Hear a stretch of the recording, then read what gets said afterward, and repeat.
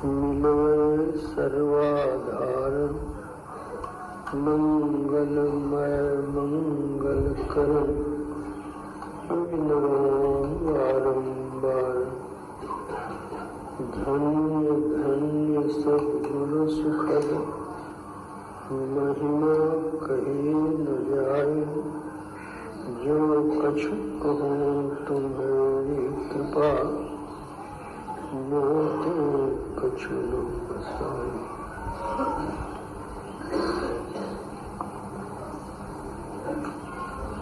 समवेत समादरणीय सज्जन आदरणीय माताओं तथा भक्तिमती बहनों,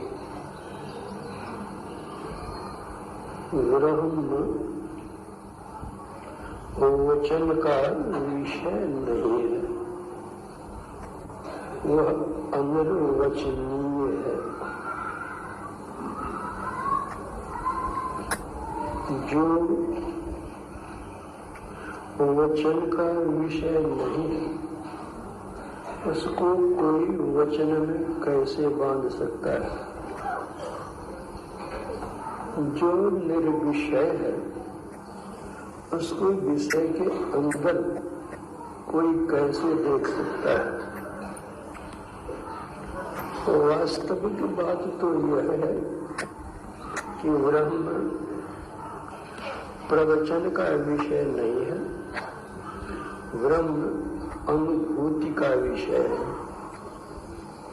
साधना द्वारा उसका अनुभव किया जाता है। ब्रह्म के संबंध में सच्छास्त्रों में विविध भांति से अभिव्यंजना की गई है।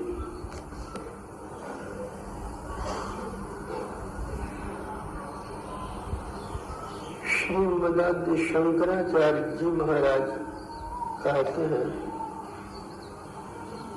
ब्रह्म सत्य जगन मिथ्या। मात्र एक ब्रह्म ही सत्य है। ब्रह्म के अतिरिक्त और जो कुछ भी है, जो आप देखते हैं, इंद्रियों के द्वारा ग्रहण करते हैं, वे सारे के सारे ब्रह्म हैं।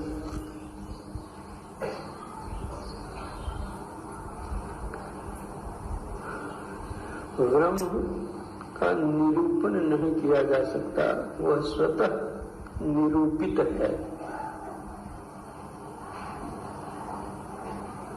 आप किसी निर्जन वन में भ्रमण करने के लिए जाएं, वहां यदि एकाएक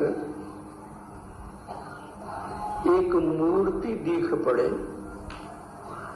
तो आपके मन में क्या यह भावना उत्पन्न नहीं होगी कि इस निर्जन मन में यह मूर्ति कहां से आई? इस मूर्ति का निर्माता कोई न कोई अवश्य है। जब एक मूर्ति को देख करके आपके मन में उसके कर्ता की भावना उत्पन्न होती है, तो जो इतना बड़ा विश्व है, ब्रह्मांड है, उसको देख करके आपके मन में उसके कर्ता की भावना नहीं उत्पन्न होती। बिना कर्ता के कार्य नहीं होता।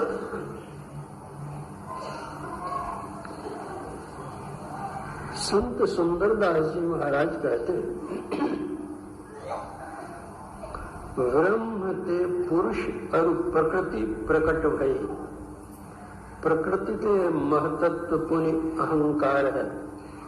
अहंकार के 3 गुण सत्व रजतम, तमोते महाभूत विषय पसार है।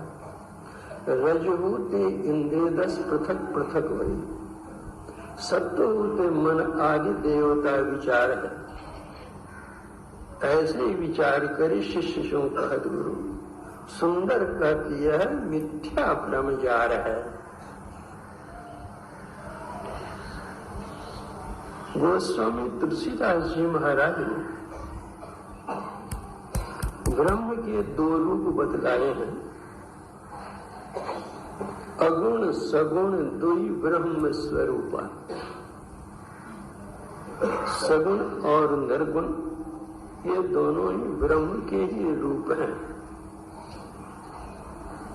किस तरह है? तो गोस्वामी जी कहते हैं, एक दारुगत देखिए एको, पावक युग सम ब्रह्म विवेको। जैसे अग्नि है, अग्नि दो रूपों में है। एक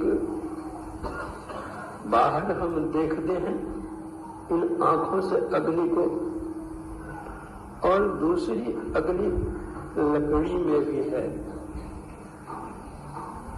लकड़ी के घर्षण करते करते उससे अग्नि पैदा हो जाती है। तो वही गोस्वामी जी कहते हैं कि जो सगुण रूप है उसको तो आप देखते हैं, जिस तरह से साधारण अग्नि को आप देखते हैं, लेकिन वो अग्नि लकड़ी में व्यापक है, उसको वैसे नहीं देख सकते, घर्षण करने से देखते हैं। उसी तरह सगुण रूप को तो आप देखते हैं, लेकिन निर्गुण को ऐसे नहीं देखेंगे। कैसे देखेंगे? जिम दूध के मथन से निकसत है घीव जतन से, तिमि ध्यान की लगन से परब्रह्म ले निहारा।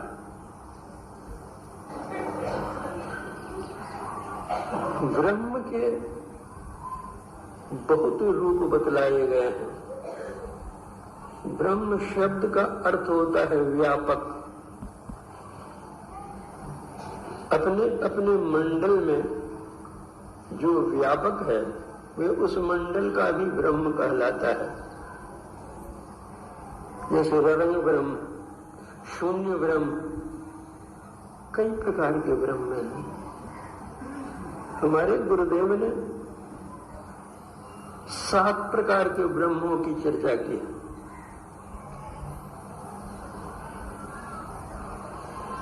वे 7 हैं: ब्रह्म सच्चिदानंद अरुवासनात्मक, मनोमय तथा ज्ञानमय प्राण आत्मक, ओंकार शब्द ब्रह्म को जो पर है। ये सब ब्रह्म कहलाते हैं, किंतु ये सब स्थानीय ब्रह्म हैं। वस्तुतः ब्रह्म के 2 रूप उपनिषद में बतलाए गए हैं। देव विद्ये वेदितव्येतु शब्द ब्रह्म परम च जग, शब्द ब्रह्मण निस्नात परम ब्रह्मादि गच्छति। एक शब्द ब्रह्म और दूसरा पर ब्रह्म।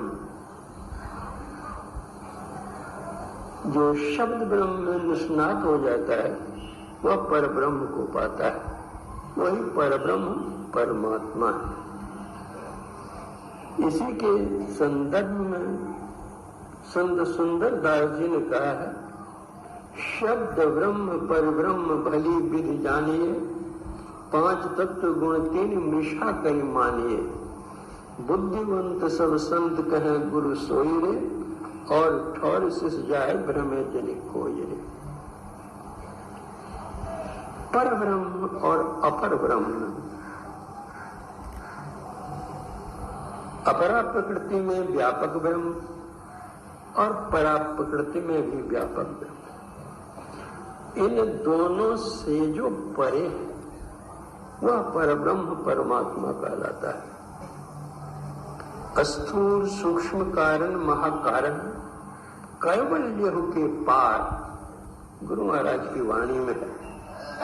महाकारण तक सगुण ही सगुण है, उसके बाद कैवल्य निर्गुण है। इस सगुण और निर्गुण के परे जो है वह परब्रह्म परमात्मा है। गोस्वामी तुलसीदास जी भी कहते हैं प्रकृति पार प्रभु सब उर्वासी, ब्रह्म विरज अविनाशी। प्रकृति, अपरा प्रकृति और परा प्रकृति, जड़ प्रकृति और चेतन प्रकृति, इन दोनों प्रकृतियों के जो पर है, जो क्षर और अक्षर के पर है, वह पर ब्रह्म परमात्मा। इसलिए कहीं पर तो ब्रह्म शब्द परमात्मा के लिए भी आया है और कहीं शब्द ब्रह्म के पर परमात्मा के लिए आया है। हमको इन दोनों का ज्ञान होना चाहिए, सगुण का भी और निर्गुण का भी। सगुण की अवहेलना नहीं और निर्गुण को भी छोड़ना नहीं, क्योंकि आरंभ सगुण से ही होता है और अंत निर्गुण में होता है। हमारे गुरुदेव कहा करते थे, जैसे मनुष्य शरीर में पैर भी चाहिए और सिर भी चाहिए। कोई कहे कि हम पैर काट करके दौड़ेंगे, वह दौड़ नहीं सकता है। कोई कहे कि हम सिर काट करके जीवित रहेंगे, वह जीवित नहीं रह सकता है। अगर आप चलना चाहते हैं तो पैर रखना पड़ेगा, अगर आप जीवित रहना चाहते हैं तो सिर रखना पड़ेगा। उसी तरह से अध्यात्म गगन में गमन करने के लिए स्थूल सगुण साकार से ही आरंभ होगा, फिर सूक्ष्म सगुण साकार में जाएंगे, फिर सूक्ष्मतर सगुण निराकार में जाएंगे, फिर सूक्ष्मतम निर्गुण निराकार में जाएंगे और उसके पर जो होगा वो पर ब्रह्म परमात्मा होगा। चलना यहाँ से है और चलना वहां तक है। न तो पैर को काटना है न सिर को काटना है। पैर भी रखिए, सिर भी रखिए और भगवत भजन कीजिए, सदाचार का पालन कीजिए। आप लोग घर बार परिवार रोजगार छोड़ करके यहाँ आए हैं भजन करने के लिए। अपने समय को अधिक से अधिक जितना दे सके भजन में लगावें और इधर उधर की बातों में अपने समय का, अनमोल समय का नष्ट न करें। यही कर करके आप लोगों को बहुत बहुत धन्यवाद देता हूँ।